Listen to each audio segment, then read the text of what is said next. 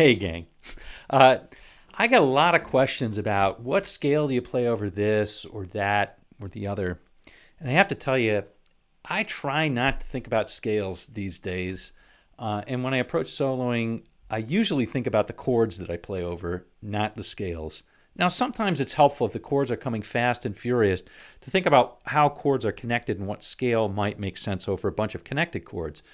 But I think it's also very valuable to think about what you'd play over a certain chord. Okay? And so I want to show you at least something that I've done, and hopefully it'll help you if you choose to do it. Okay? And it's really super simple. We'll do an example over seventh chords. Okay? But it's really super simple. You just find the roots, like we're going to do D in just a second. You just find all the roots. So you start with the open, which is the open fourth string. And then you have a root here, and a root here, and a root here, and a root here, right? And a root there, and a root there. Anyway, you find all of those roots all over the fretboard, and then you associate seventh chords with them in this case. So you'd have that, and you'd have this, right? And you'd have this, and so forth. And then you simply find the notes that you like over that chord. You don't think about the scale. You don't think about anything like that. You just find the notes that you like, and you think about patterns that you can play over those things that give you those notes. It's that simple. Let me show you what I'm talking about. We'll do this up close in just a second. If you like this video, give it a thumbs up. And if you haven't yet, subscribe for one of these or a couple every week. See you in just a second. All right, so here we go. We're going to do our example in D.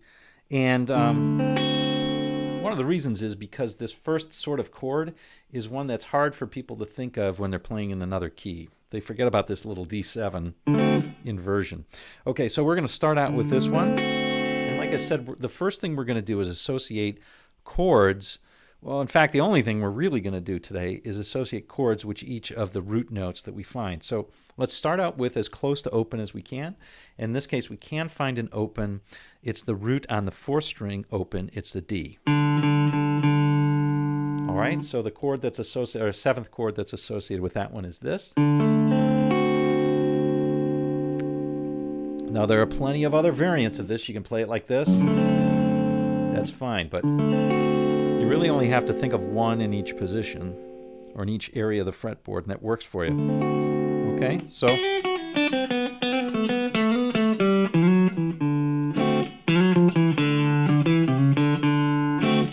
we'll encounter that up here again, and we'll play it sort of in a closed position, so that'll work out better. Let's find the next root. So we've got this. Okay, we've got a root right here. All right, so let's associate a chord with this D. Well, we had this. That's sort of associated with it, but there's no D in it. So let's play this chord. This is one that a lot of people don't think of for some reason, but this is a super useful position. It's sort of like that C chord that we're playing down here, C7. These are all seventh chords, of course, but you're just moving it up 2 frets. Right?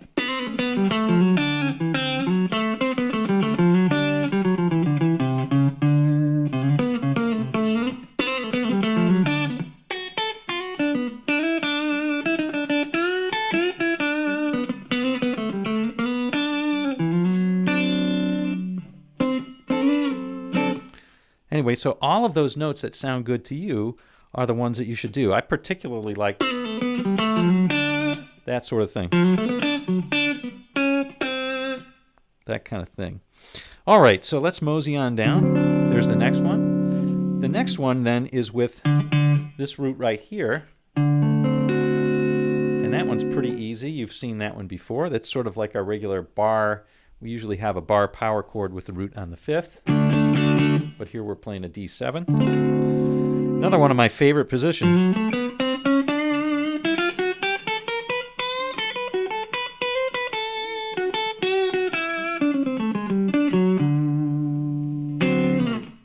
Nice, right?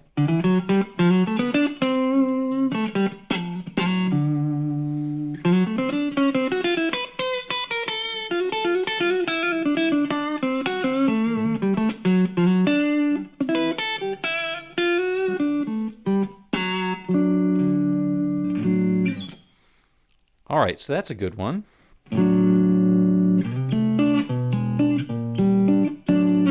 All right, getting a little carried away. So that's that. So now let's find one for this root note. Now if we're going to play this, we can't play this seventh right here. So we're going to play this. One way to do it is to simply play this. Now what is another way you can think about this is you can think about this chord right here. Either way it works.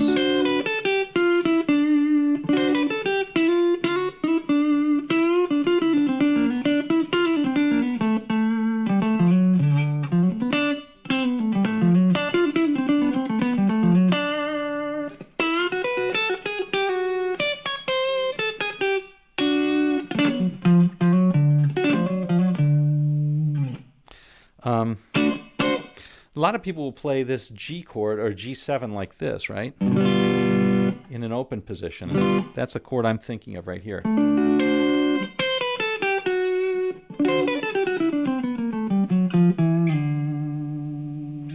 All right, so.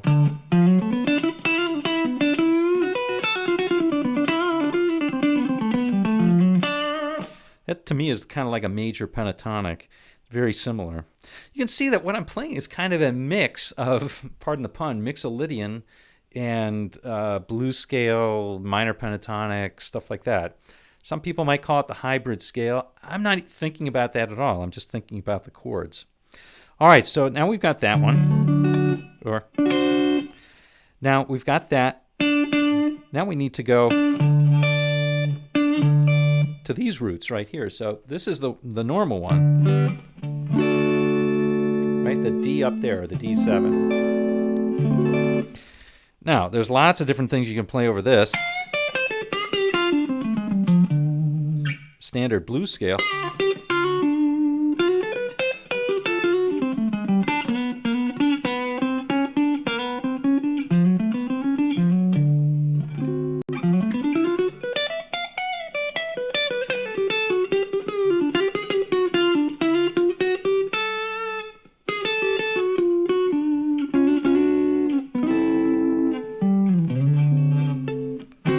All right, so that's that one.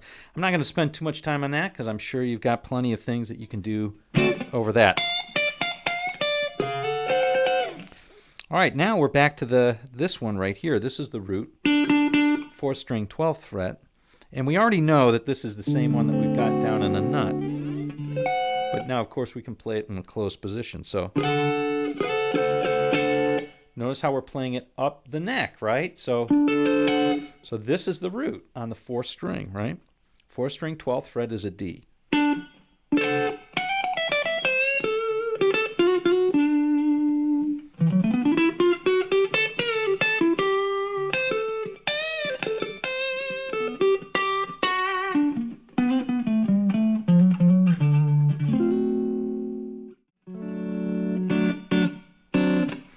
All right, anyway, I think you get the drift. You can just play chords or notes around those chords. The D7 here, the D7 here, the D7 here, the D7 here, the D7 here, or the D7 here. And you can keep that going up, right? So D7 here, and here, and you run out of frets. So anyway, the point is, if you know what to play over those chords, or if you feel good about playing over those chords, then all you have to do is find the chords, right? And so when the song comes around to that chord, you just think about that chord shape and that area and go to it, right? Simple. And when it changes to another chord, guess what? You just find that chord shape in the same position and you're in good shape, right? So like, for example, if we're playing a D blues,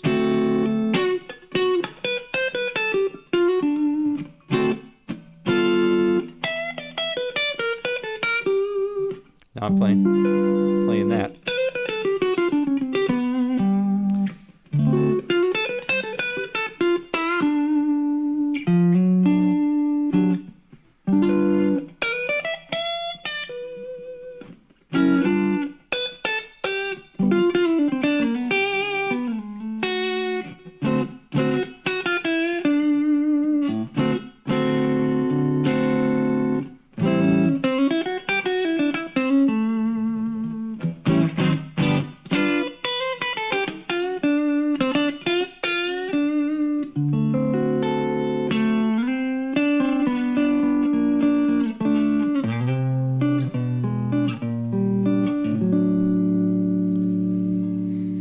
All right. Anyway, that's it. And I hope you enjoy this one. It does take a lot of work, but it's definitely worth it. It's a lot of fun, too. It really is a lot of fun exploring different chords and what you can play over those chords. So have at it. Well, there you have it, gang. System for understanding what to play over chords. It's really that simple. All right, I hope you enjoyed this one. I hope you try it out, because it takes a little work for sure, but it's worth it, because then you know what to play over chords. All right, we'll see you on down the road.